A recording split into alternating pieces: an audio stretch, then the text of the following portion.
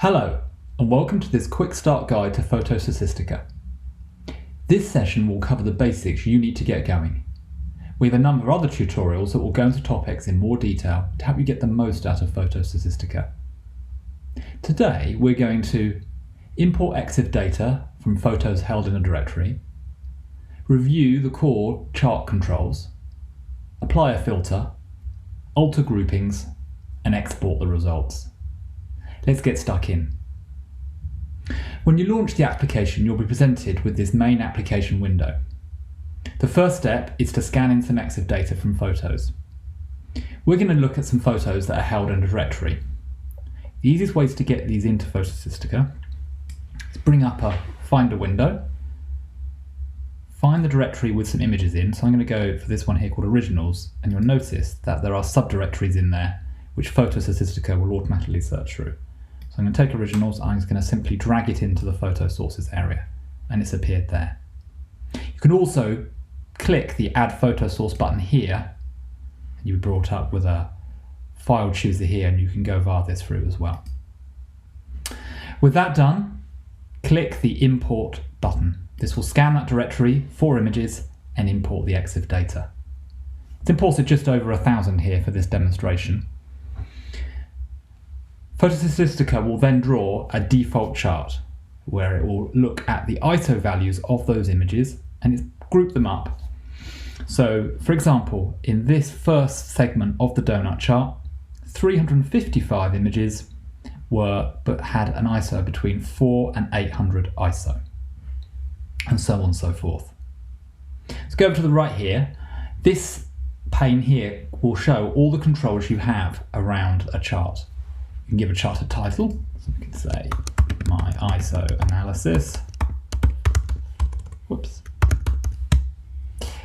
And then you can select the style of chart here. We've gone for donut, but there's horizontal bar chart and pie chart, etc., etc. We have a tutorial that goes into all of these in detail and how you can get the most out of them. Let's go back to that pie chart for the time being.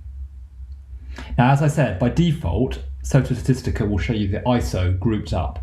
But if you click on here, you've got a list of all the different EXIF dimensions that PhotoStatistica can chart for you. We're going to keep it on ISO grouped for the time being. Now, under this, there are a set of controls for how this data is displayed, and these vary by the chart type. Here we're showing values as count, but we could show that as a percentage of total. You notice here now it's saying 35%. Also here you can change the colors, and for example on the pie chart here we can also have labels instead of a legend. Let's go back to that legend. As I said, go to the tutorial on chart types and we'll get into this in more detail. Let's go to the chart itself. You can now drill into the photographs that make up these different segments of the pie. And there's two ways to do that. You can either click on the number on the segment, or you can come down to the legend and click on the legend value itself. So I'm going to go for the 800 to 1600 ISO segment. I'm going to click on that.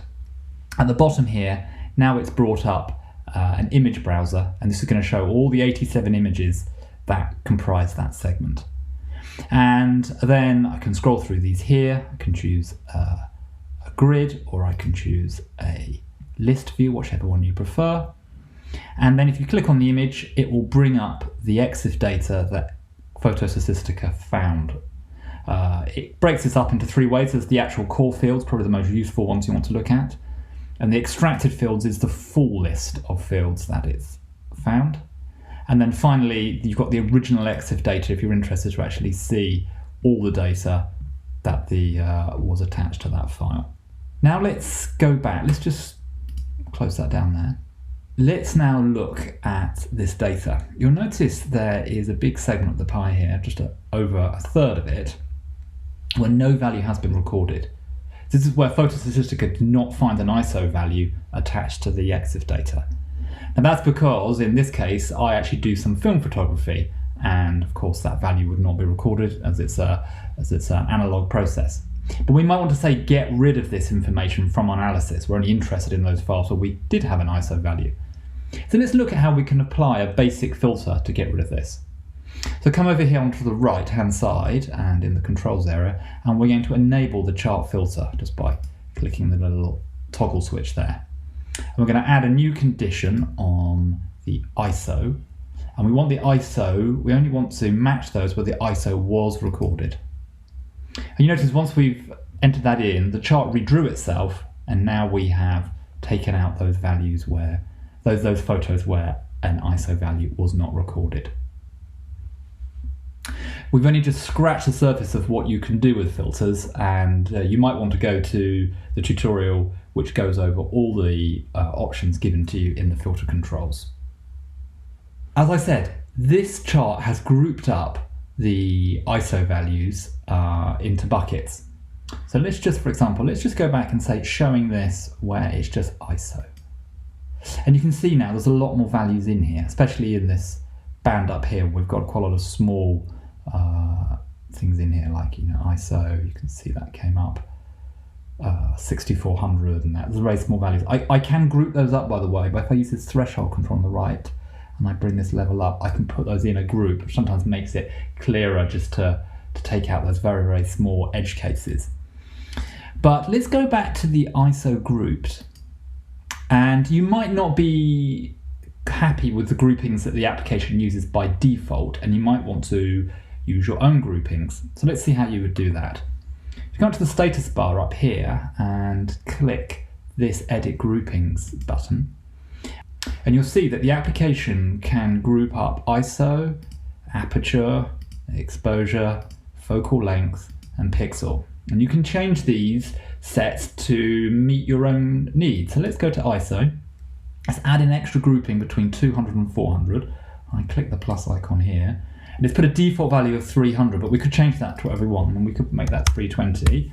Click return, and now it has applied that, and you can see now we've got a 200 to 320 grouping and a 320 to 400 grouping. If you get a bit lost and you just want to go back to the standard ones, then you can come back here and restore to the defaults, and let's put that in there and save that on, and it's redrawn. Finally, let's look at exporting. Now, there's two main types of exporting that you can do in the app. The first is you can actually export the data that was attached to the photos. You can do it at different points in the processing chain, but let's do it for all the images that we imported today. So I'm going to go up to the export data button here, click this. I'm going to keep the suggested file name and just export that.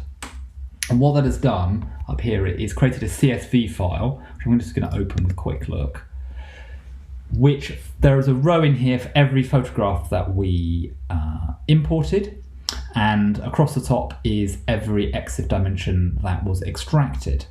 And therefore you can take this into Numbers or Excel and do your own specific analysis should you wish to. The second type of export we can do is we can export the results. And again, there's a CSV version of that. So again, if I click the little export a CSV button here, this is going to export the results in a CSV file. It's taken the chart's name as the default name. I'll keep that. I can export that. And then if I then use a quick look to see what it's produced, again, there's a CSV file that's produced the chart results in a CSV format. Again, you can then take that off if you've got a big workbook that you want to store that in. And finally, also there's an ability to export it as a image. So as a PNG, I'll go back in here. I'm just going to export that, and you'll see it's created a PNG image of the analysis we had on the screen. There's a button to the left here. That's a standard Apple quick share. Should you sort of wish to take that over to a mail or an AirDrop message, you can go that route as well. Well, that's given you a very quick overview of PhotoStatistica today. As I said earlier on, there are 3 other tutorials that you might be interested in. There's one on all the controls you have on importing sources into the application, one that looks at the different chart types and what you might want to do with them, and finally one that goes into detail on chart filters.